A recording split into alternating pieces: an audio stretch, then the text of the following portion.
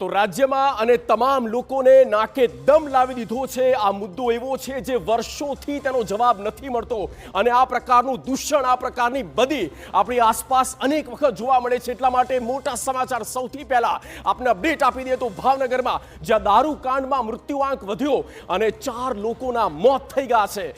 3 વ્યક્તિના નામ નકલી દારૂથી મોતની પુષ્ટિ અને એકનું શંકાસ્પદ મોત થયું છે। 3 લોકોનું સ્પષ્ટ છે કે આ ઝેરી આ નકલી દારૂ પીવાના કારણે થયું છે।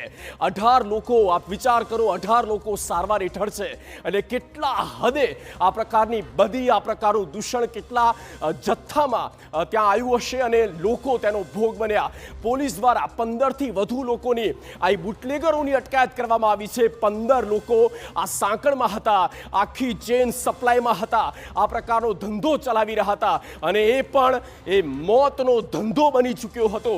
અને એ મોતની જે દારૂની જે બોટલ હતી અને એમાં કોણે કર્યું ભેળસેળ અને આ મોંઘા વિદેશી બ્રાન્ડ કે પછી ઉચ્ચ બ્રાન્ડમાં અનેક પ્રકારના ભેળસેળ કરીને લોકોના જીવ સાથે રમત રમવામાં આવી અને તે પણ આપણા શાંતિપ્રિય ગુજરાતમાં, એ દારૂબંધી ધરાવતા રાજ્યમાં આ પ્રકારની બદીઓ છે અને એટલા માટે સવાલો અનેક થઈ રહ્યા છે। ટીવી 9ના મંચ પરથી આજે સવાલ થાય છે કે કોણ છે આના દુશ્મનો? આ લઠ્ઠાકાંડ માટે આખરે દોષિત કોણ?